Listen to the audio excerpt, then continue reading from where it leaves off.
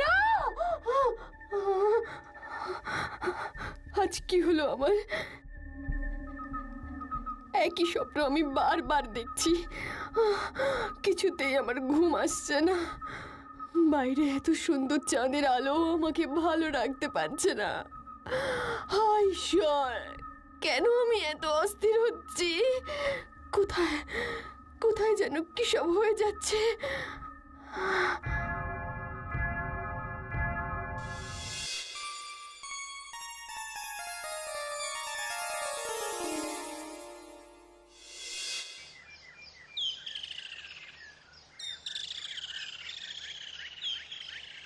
সুপ্রভাত রাজকুমারী, আজ এত সকাল সকাল ঘুম ভেঙেছে কে? ও মলি, বন্ধু আমার, আমি তোমার জন্যই অপেক্ষা করছিলাম। কেন, কি হয়েছে রাজকুমারী?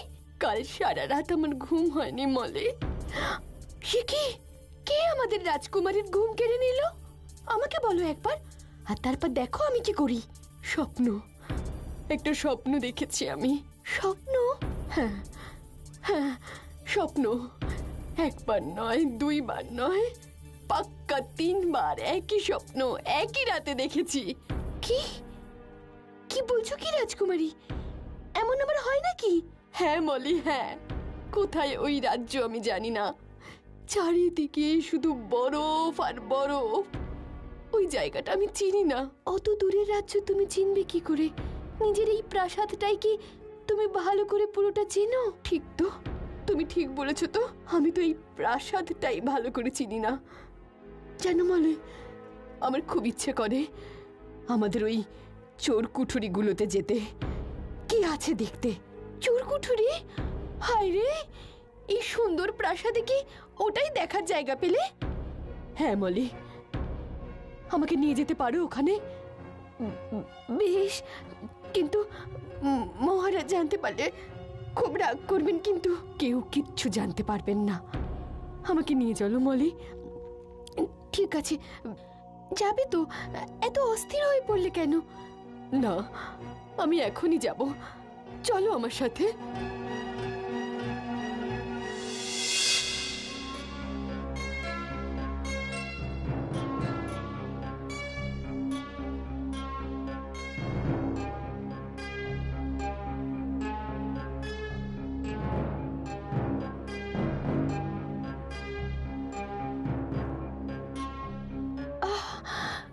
কি অন্ধকার! সাবধানে এসো রাজকুমারী। মলি, ওই দূরে ওটা কিসের আলো চকচক করছে বলো তো? হ্যাঁ, সত্যি তো। জানি না তো রাজকুমারী, কখনো তো এখানে এমন আলো দেখিনি। চলো ওদিকটাই আগে যাই।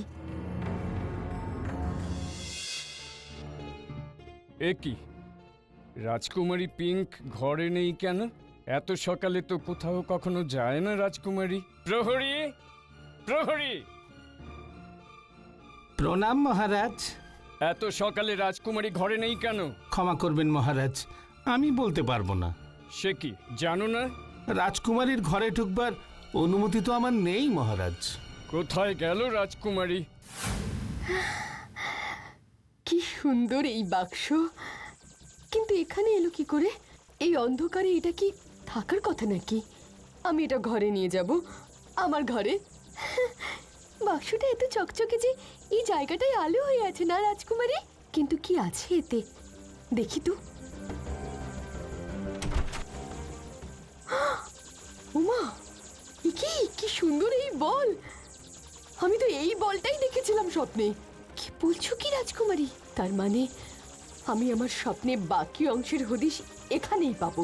রাজকুমারী, তুমি কি বলছো? আমি কিছুই বুঝছি না। চলো আমরা ঘরে ফিরে যাই, অনেক দেরি হয়ে যাচ্ছে। মহারাজ জানতে পারলে আর রক্ষে থাকবে না। আরে, এখানে কি সব লেখা আছে?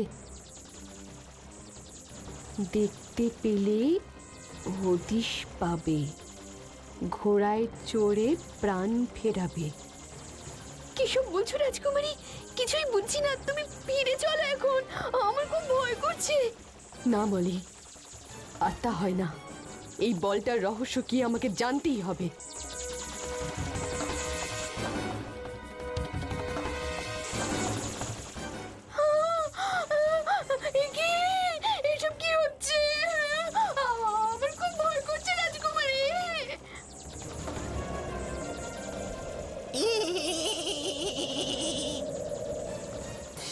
ঘোড়া? আমি ঠিক পথেই আছি মলি। কি? দেখতে পেলে হদিশ পাবে, ঘোড়ায় চড়ে প্রাণ ফেরাবে। তার মানে আমাকে এই ঘোড়ায় চড়তে হবে। না রাজকুমারী, খবরদার না। না মলি, নিশ্চয়ই কেউ বিপদে আছে। এটা তারই সংকেত বার্তা। দেখছো না লেখা আছে ঘোড়ায় চড়ে প্রাণ ফেরাবে? ঠিক বলেছ রাজকুমারী পিঙ্ক। এ কি? ঘোড়া কথা বলছে?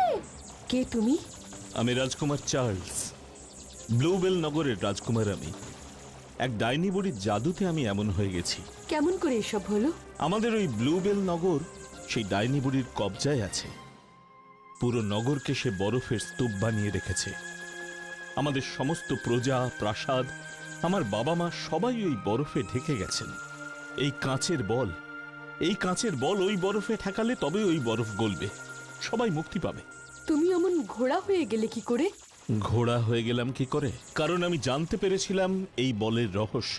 চুপি চুপি সেই বল আনতে গিয়েছিলাম, কিন্তু ডাইনি বুড়ির কাছে ধরা পড়ে যাই। তখন ও আমাকে এরকম ঘোড়া করে দেয়, কিন্তু এই বলটা আমার কাছেই থেকে যায়। তুমি এই বলটা ছুঁয়েছো, তাই আমি ঘোড়া হয়ে তোমার সামনে বেরোতে পেরেছি।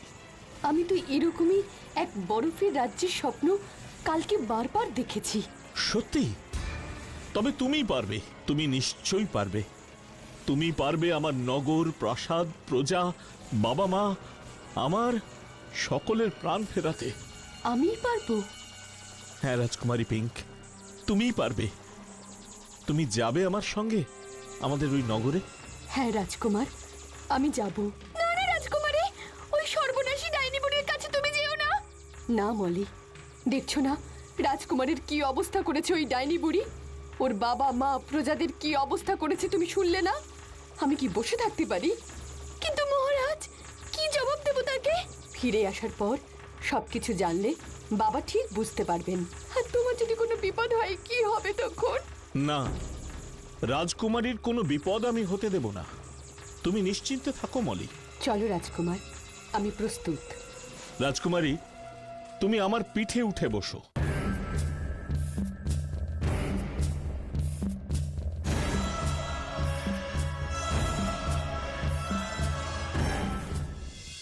কি? এ তুমি কি করলে মলি? অমন একটা অজানা, অচেনা, ভয়ঙ্কর জায়গায় তুমি রাজকুমারীকে যেতে দিলে? আমাকে ক্ষমা করুন মহারাজ, আমি অনেক চেষ্টা করেছিলাম কিন্তু রাজকুমারীকে আটকাতে পারিনি। মলি, রাজকুমারী পিঙ্ক যে আমার একমাত্র কন্যা। ওর কোনো বিপদ হলে আমি কি করব? হায় ঈশ্বর, রক্ষা করো তুমি আমার কন্যাকে। কি জানি কোথায় কি করছে এখন সে।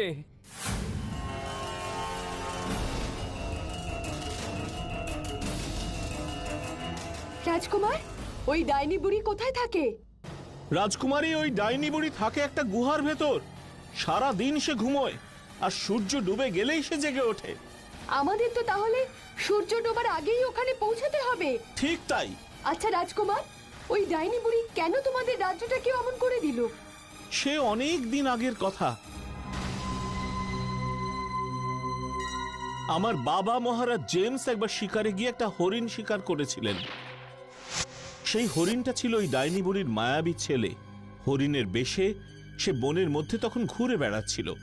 এরপর থেকে ওই বুড়ির রাগ বেড়ে গেল। সে আরো ছলচাতুরি করে নিজের শক্তি বৃদ্ধি করলো, আর তারপর আমাদের গোটা নগরকেই নিজের কবলে আনলো এইভাবে। এই কাচের বল ওই বরফে ছোঁয়ালে তো তোমার প্রজা, বাবা মা সবাই সজীব হয়ে উঠবেন। কিন্তু তুমি তুমি কি করে আবার আগের মতো রাজকুমার হবে? জানি না রাজকুমারী, এরপর আমি কিছুই জানি না।